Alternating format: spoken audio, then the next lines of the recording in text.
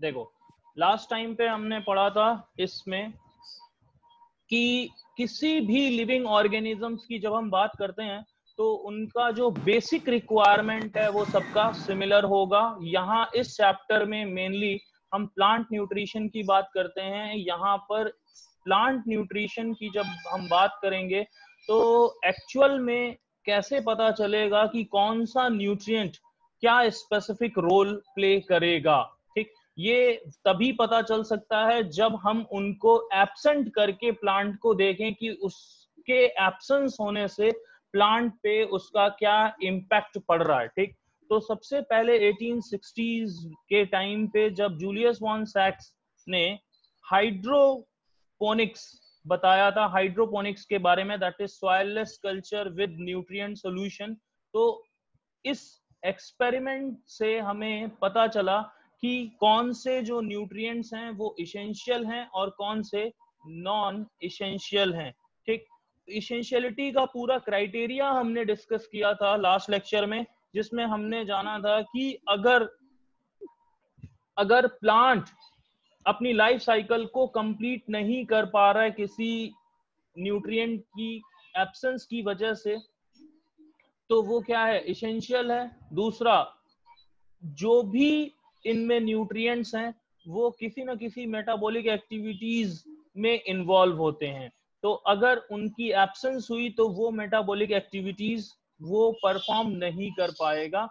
Hydroponics का setup जो आपने देखा था, ये फिर से देख लो, जो लास्ट लेक्चर में मैंने आपको बताया था कि इसके अंदर जैसे मैंने सॉइल की इंपॉर्टेंस बताई थी कि सॉइल की दो मेन इंपॉर्टेंस हैं, क्या, एक तो वो प्लांट को एनकरेज करके रखता है यानी सपोर्ट प्रोवाइड करता है, एंड दूसरा it contains all the nutrients which is required for the growth and development of plant, ठीक। तो अगर ये दो चीजें हम आर्टिफिशियली मैनेज कर लें तो सॉइल की इंपॉर्टेंस खत्म हो जाएगी, ठीक। तो इसीलिए हमने इस हाइड्रोपोनिक्स में यहाँ पे देखा, आपने कॉटन के थ्रू या किसी प्लग के थ्रू हमने प्लांट को एनकरेज करा दिया, एंड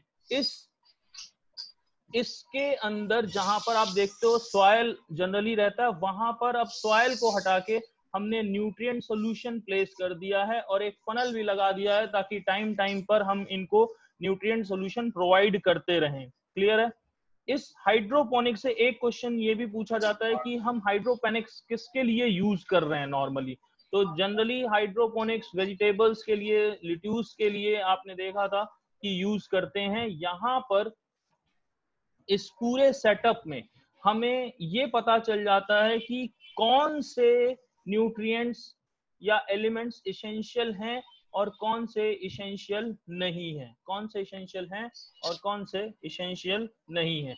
तो जब हम क्राइटेरिया ऑफ इसेंशियलिटी की बात करते हैं तो यहाँ से क्वेश्चन भी पूछा जाता है, तो इसलिए इस पॉइंट को हम दोबारा से देखते हैं क्या क्या क्वेश्चन आएगा इसमें। देखो सबसे पहले हम बात करते हैं क्या कि एसेंशियलिटी में हम सबसे पहले क्या देखेंगे कि भाई उनका ग्रोथ और रिप्रोडक्शन में वो इन्वॉल्व हो रहा है और उस पर्टिकुलर न्यूट्रिएंट की डिफिशियंसी से उनकी लाइफ साइकिल कंप्लीट नहीं हो पा रही है।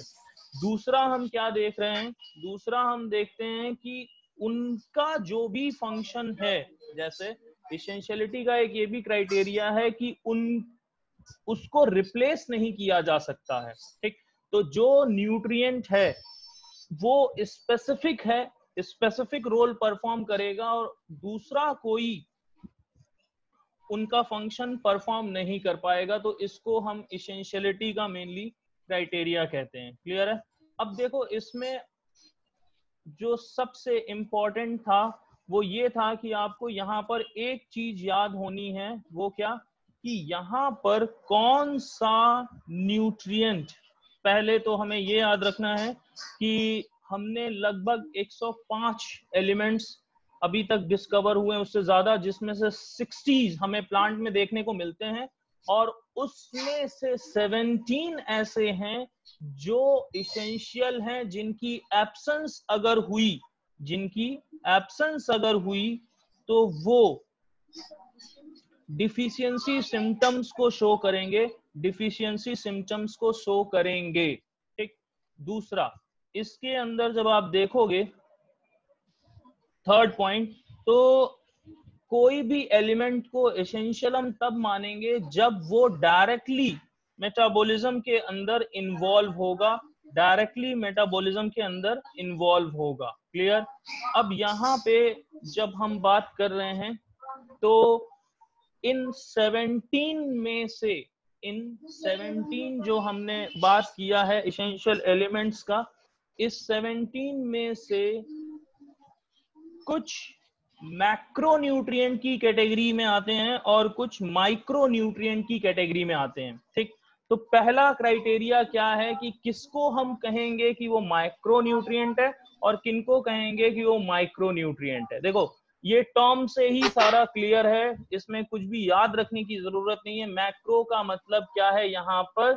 Macronutrients are those which are required in ample amount और larger amount, and micronutrients are those which requires in trace amount और very less amount। तो यहाँ पर जो क्वेश्चन आपसे पूछा जाता है वो याद रखना कि excess, in excess of 10 millimole per kg of dry matter, 10 millimole से ज्यादा एब्जॉर्प्शन होना चाहिए, तो उनको हम किस कैटेगरी में रखेंगे? मैक्रोन्यूट्रिएंट की कैटेगरी में रखेंगे। और जो सेकंड लाइन आपको यहाँ पे याद रखनी होती है कि मैक्रोन्यूट्रिएंट की अगर एक्सेस हो जाता है, अगर वो एक्सेस में भी है तो भी वो कोई टॉक्सिसिटी कॉज नहीं करता है, जबकि माइक्रोन्यूट्रिएंट में अगर हम देखेंगे कि अगर वो एक क्रिटिकल कंसंट्रेशन से कम है तो वो डिफिशियंसी सिम्टम शो करेगा, और अगर ज्यादा एब्जॉर्ब हो गया तो टॉक्सिसिटी जनरेट करेगा माइक्रोन्यूट्रिएंट। और इस माइक्रोन्यूट्रिएंट में आप क्या देखोगे कि यहां पर माइक्रोन्यूट्रिएंट लेस देन 10 मिलीमोल पर केजी ऑफ ड्राई मैटर, इनसे कम होना चाहिए। अब यहाँ पे आपको एग्जैक्टली पूरा याद होना चाहिए कि हमने किसको किसको मैक्रोन्यूट्रिएंट के अंदर रखा है। तो मैंने आपको याद कराया था CHO यानी carbon hydrogen oxygen, NPK nitrogen phosphorus and potassium. Clear है? फिर हमने याद किया था कैल्शियम, मैग्नीशियम एंड सल्फर। सभी को याद हुआ? कितने हैं टोटल ये? 1 2 3 4 5 6। बात समझ में आ गई? और भी हैं यहाँ पर carbon hydrogen oxygen, carbon hydrogen oxygen, यह है carbon hydrogen oxygen, nitrogen, phosphorus, sulphur, potassium, calcium and magnesium. Clear है? टोटल यहाँ पर 9 मैक्रोन्यूट्रिएंट्स हैं जो हमें याद होने हैं। सभी को याद हो गए? बोलो, carbon hydrogen oxygen, nitrogen, phosphorus, sulphur, potassium, calcium, magnesium. इसके क्लास में मैंने ट्रिक्स भी बताए थे, वैसे नॉर्मली ऐसे ही याद हो जाता है। यहाँ पर माइक्रोन्यूट्रिएंट के लिए आपको याद ये रखना है कि it requires in trace amount, trace amount में चाहिए, बहुत ही कम अमाउंट में चाहिए। और माइक्रोन्यूट्रिएंट्स में आप देखोगे तो इट इंक्लूड्स, माइक्रोन्यूट्रिएंट्स इंक्लूड्स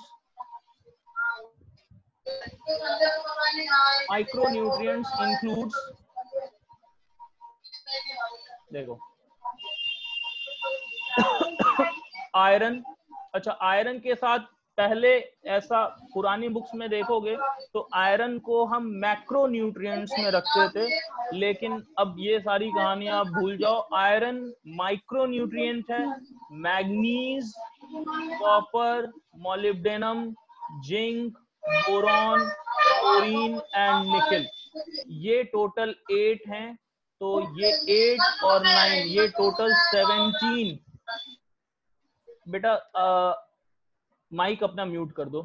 बेटा टोटल 17 एसेंशियल एलिमेंट्स हैं। और आपसे एक और क्वेश्चन यहाँ पे पूछा जाएगा कि बेनिफिशियल एलिमेंट्स किसको कहेंगे? तो याद रखना सोडियम, सिलिकॉन, कोबाल्ट और selenium. Sodium, silicon, cobalt and selenium, इनको हम बेनिफिशियल एलिमेंट्स कहते हैं, बेनिफिशियल एलिमेंट्स कहेंगे। क्लियर? बात समझ में आ गई? अब देखो एक और है जहां से एक क्वेश्चन बनता है, इसेंशियल एलिमेंट्स में जब आप जाओगे तो कुछ स्पेसिफिक फंक्शन वो परफॉर्म करते हैं, जैसे carbon, hydrogen, oxygen and nitrogen, CHO and N, यानी carbon, hydrogen, oxygen and nitrogen, ये structural elements of the cell कहलाते हैं। यानी कि जो भी स्ट्रक्चर बन रहा है प्लांट का, उस प्लांट सेल में इस carbon, hydrogen, oxygen and nitrogen, इन सब का बहुत ही इंपॉर्टेंट रोल है, इसलिए इनको हम स्ट्रक्चरल एलिमेंट्स कहते हैं। फिर आपने पढ़ा था कि दो, एक यहां पर हमने मैग्नीशियम की बात करी है और एक फास्फोरस की बात करी है। ये किससे रिलेटेड हैं? Magnesium and phosphorus are called as energy related chemical compounds, energy related chemical compounds। जो मैग्नीशियम इंपॉर्टेंट रोल प्ले करता है क्लोरोफिल के स्ट्रक्चर में, जब आप देखते हो मैग्नीशियम कोर में प्रेजेंट है, फिर आयरन लगी होती है वहां पर, यहाँ इस मैग्नीशियम की इंपॉर्टेंस क्लोरोफिल के लिए है। एंड फास्फोरस की यूटिलिटी क्या है कि ये जो ATP, जिनको हम बायोलॉजिकल एनर्जी करेंसी कहते हैं, जिनको बायोलॉजिकल एनर्जी करेंसी कहते हैं, इनके फॉर्मेशन में फास्फोरस